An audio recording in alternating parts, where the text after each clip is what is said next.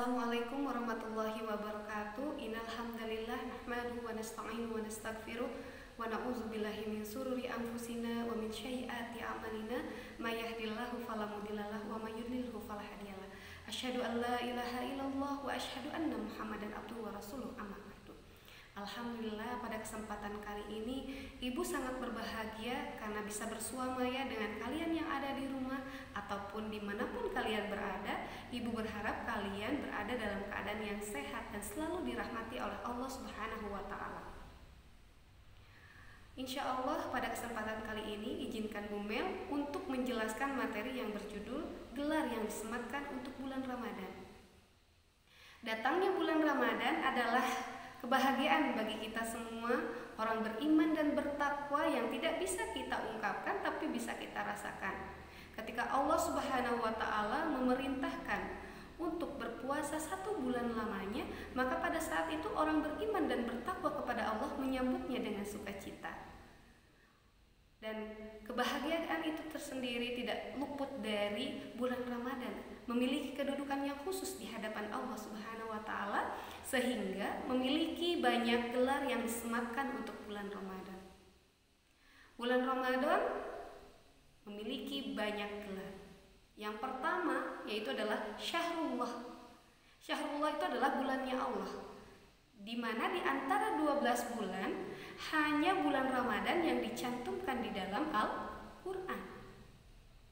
Rasulullah SAW bersabda bahwa Ramadan itu adalah bulan kafarat, bulan dihapuskannya dosa. Maka alangkah baiknya di bulan Ramadan ini, marilah kita memohon ampun kepada Allah Subhanahu wa Ta'ala atas dosa-dosa kita yang telah lalu, sehingga Allah memaafkan kita di bulan Ramadan ini. Dan yang kedua, Ramadan disebut dengan Syahrul Du'a. Syahrul Du'a itu adalah bulannya doa atau mustajabnya doa. Sabda Rasulullah SAW, ada 3 orang yang doanya diterima oleh Allah Subhanahu wa Ta'ala. Yang pertama adalah orang yang saum di bulan Ramadan, kemudian yang kedua adalah orang pemimpin yang adil, dan yang ketiga adalah orang yang terzolimi. Hadis riwayat Tirmizi. Ya, oleh karena itu, saat ini ketika kita bersaum Ramadan, marilah kita memohon doa kepada Allah sebanyak-banyaknya. Mudah-mudahan di bulan Ramadan ini doa dan harapan kita diijabah oleh Allah Subhanahu wa Ta'ala. Dan dikatakan di dalam hadis pula bahwa Ramadan adalah bulan ditingkatkannya rezeki untuk orang-orang yang beriman kepada Allah Subhanahu wa Ta'ala, namun tidak untuk orang beriman saja, untuk seluruh manusia. Seperti itu. Nah, untuk yang ketiga, Ramadan itu disebut dengan Syahrul Nazah.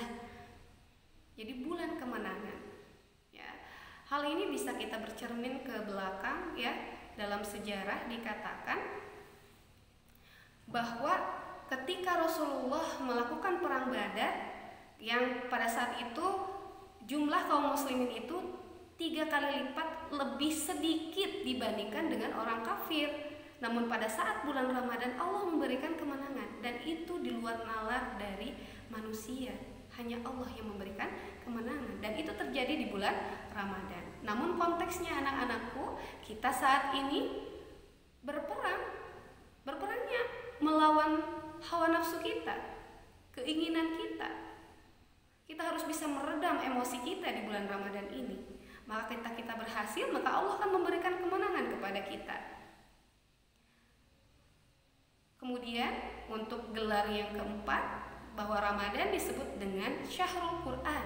Jadi Ramadan itu adalah bulan diturunkannya Al-Quran. Al-Quran sebagai huda dan Al-Quran sebagai furqan. Itu ada Al-Quran sebagai petunjuk dan Al-Quran sebagai pembeda yang benar dan yang salah. Khairukum man ta'allama al-Qur'ana wa 'allamahu. Sebaik-baik kamu adalah orang yang mempelajari Al-Quran dan mengajarkannya.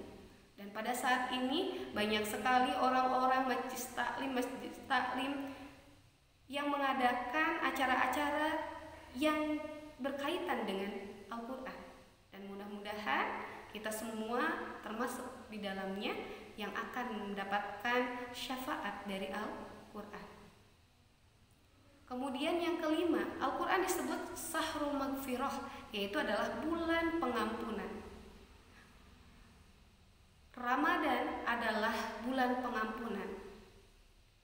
Diwajibkan ketika bulan Ramadan itu berpuasa di siang hari.